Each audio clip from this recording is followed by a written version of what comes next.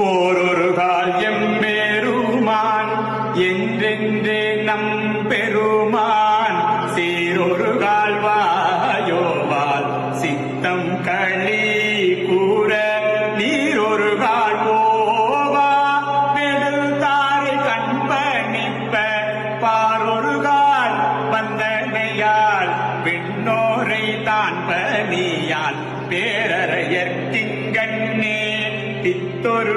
பித்தொருவராமாறும் ஆரொருவர் யுவன்னம் ஆட்கொள்ளும் பித்தகத்தால் வாருருவ பூன்முளையீர் வாயார நாடி வாருருவ